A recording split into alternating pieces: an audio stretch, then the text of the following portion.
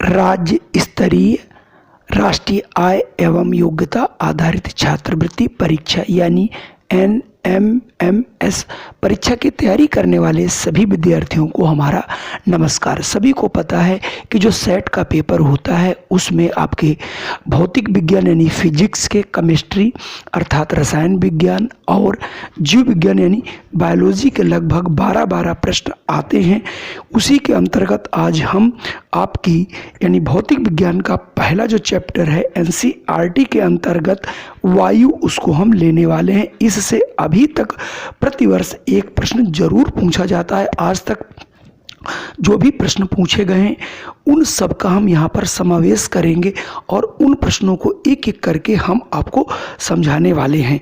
चाहे आप उत्तर प्रदेश से बिलोंग करते हो, बिहार से, झारखंड से, मध्य प्रदेश से, उत्तराखंड से, दिल्ली से, राजस्थान से, हिमाचल प्रदेश हो या फिर छत्तीसगढ़ हो, जितने भी हिंदी भाषी राज्य हैं सभी में सेट का पेपर होता है और सभी में साइंस के क्वेश्चन आते हैं।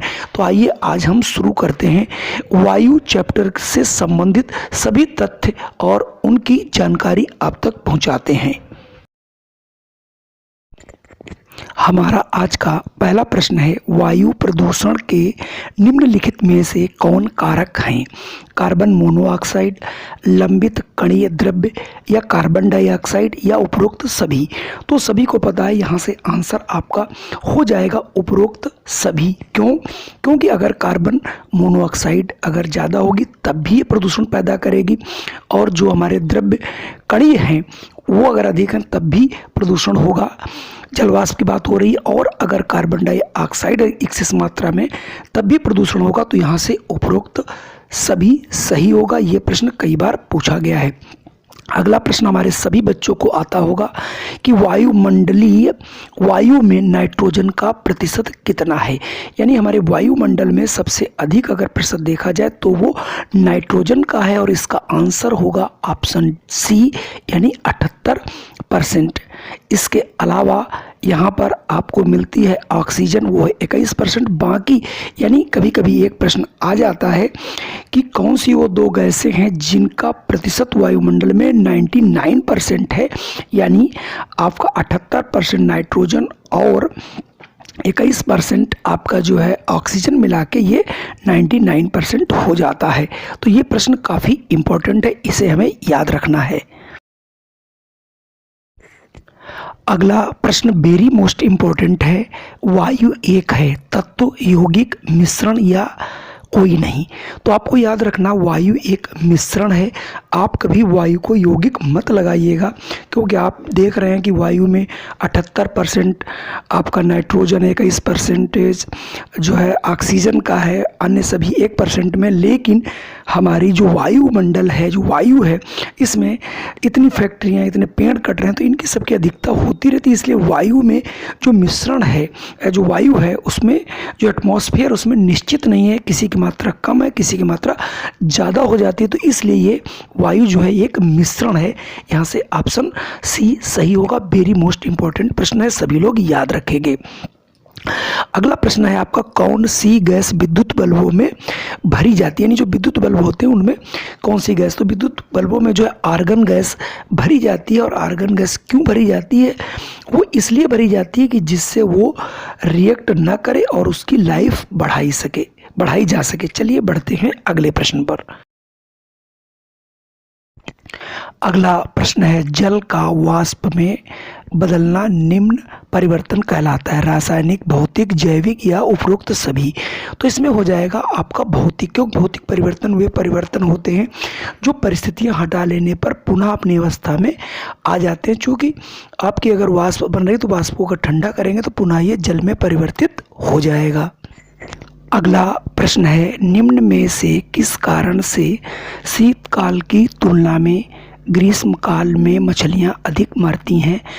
पहला है खाद्य श्रृंखला के नष्ट होने के कारण, ऑक्सीजन के अपक्षय के कारण, उपरोक्त ए और बी, या फिर रोग फैलने के कारण। तो इसमें सही जवाब होगा सी, क्योंकि जो गर्मी आती है तो खाद्य श्रृंखला जो है नष्ट हो जाती है। जब खाद्य श्रृंखला नष्ट होने का मतलब है कि वनस्पतियाँ नष्ट होती हैं, वनस्पतियों के नष्ट होने से ऑक्सीजन का अपचय होता है। तो ये दोनों कारण सही है, इसलिए यहाँ से ऑप्शन सी सही होगा। चलिए बढ़ते हैं अगले प्रश्न पर। अगला प्रश्न है, पृथ्वी की सतह से के सबसे निकट की वायु सतह को क्या कहा जाता है? क्षोभ मंडल, आयन मंडल, समताप मंडल या फिर मध्य मंडल? तो इसका सही जवाब हो जाएगा क्षोभ मंडल। यानी पृथ्वी के सबसे निकट रहता है जो है क्षोभ मंडल, फिर रहता है समताप मंडल और उसके बाद आता है आयन मंडल। तो यहाँ से ऑप्शन ए वाला बिल्कुल सही होगा। अगला प्रश्न है, वायुमंडल में ऑक्सीजन की लगभग प्रतिशत मात्रा है? 17%, 18%, 19% या फिर 21%? इसके पहले आप देख चुके हैं कि वायुमंडल में जो है हमारे ऑक्सीजन की जो मात्रा है वो आपकी रहती है 21%, यानी ऑप्शन डी सही होगा। अगला प्रश्न भी वेरी मोस्ट इम्पोर्टेंट है, मानव जनित पर्यावरणीय प्रदूषण कहलाता है। तो जो मानव के द्वारा पर्यावरण प्रदूषण उत्पन्न करता उसको कहा जाता है परजैविक, यानी ऑप्शन बी यहाँ से बिल्कुल सही होगा, आपको लगाना है। अब देखिए अगला प्रश्न 10वां पढ़ते हैं। वर्ष 2015 में वर्ल्ड रिसोर्स इंस्टीट्यूट WRI द्वारा किए गए अध्ययन में विश्व की हरित गृह गैसों में भारत का लगभग अधिकांश भाग है।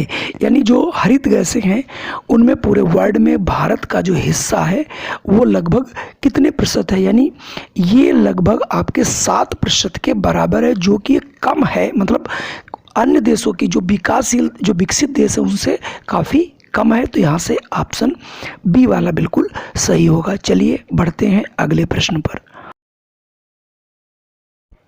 अगला प्रश्न है, राष्ट्रीय ऊर्जा संरक्षण दिवस कब मनाया जाता है? 14 दिसंबर को, 8 दिसंबर को, 23 जनवरी को या फिर 5 जून को? तो इसका सही जवाब अगर आपको मालूम है तो है 14 दिसंबर। अगला प्रश्न है, मुंबई और कोलकाता में प्रमुख प्रदूषक हैं मार्स गैस और शैवाल के स्पोर्स, ओजोन, हाइड्रोकार्बन तथा गर्म हवा, कार्बन डाइऑक्साइड और सल्फर डाइऑक्साइड।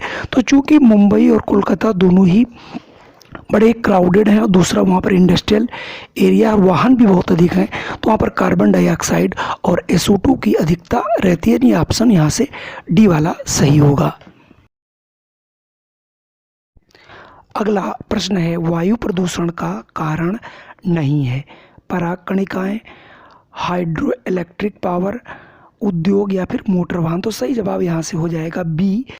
अगला प्रश्न है, निम्न में से कौन धान के खेतों द्वारा उत्पन्न गैस है जो ग्लोबल वार्मिंग के लिए जिम्मेदार है? Carbon dioxide, methane, chlorine, hydrogen sulphide? तो सही आंसर होगा कि धानों के खेत से जो है वो आपकी मीथेन गैस निकलती है, यानी बी वाला ऑप्शन सही होगा।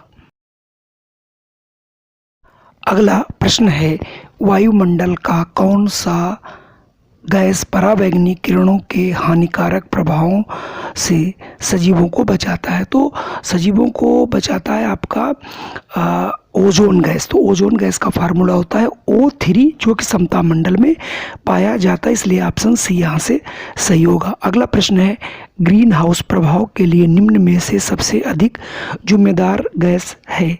तो सबसे अधिक जिम्मेदार है आपकी कार्बन डाइऑक्साइड। तो यहाँ से आपको ऑप्शन ए वाला चुन लेना है, CO2। चलिए बढ़ते हैं अगले प्रश्न पर। 17 क्वेश्चन है, ग्रीन हाउस गैसों में सम्मिलित हैं। तो ग्रीन हाउस गैसें जो हम आपको बताए दे रहे हैं उसमें कार्बन डाइऑक्साइड होता है, CFC होता है, मीथेन होता है और नाइट्रस ऑक्साइड होती है, NO2 होता है। इस हिसाब से ऑप्शन बी आपका सही होगा। इसे हमें याद करना है। बहुत अच्छा प्रश्न है, ये प्रश्न कई बार पूछा गया है। अगला प्रश्न है, ग्रीन हाउस प्रभावित संबंधी है। तो ग्रीन हाउस जो प्रभाव है किससे संबंधित है? तो ग्रीन हाउस प्रभाव जो है वो ग्लोबल वार्मिंग से संबंधित है। तो यहाँ से भी ऑप्शन बी वाला बिल्कुल सही होगा। ग्लोबल वार्मिंग हमें पढ़ लेनी है एक बार अवश्य। अगला प्रश्न है, उस अभिक्रिया को क्या कहा जाता है जिसमें ऑक्सीजन किसी तत्व अथवा यौगिक से संयोजन करती है? ऑक्सीकरण, अवकरण, भौतिक या फिर उपरोक्त सभी।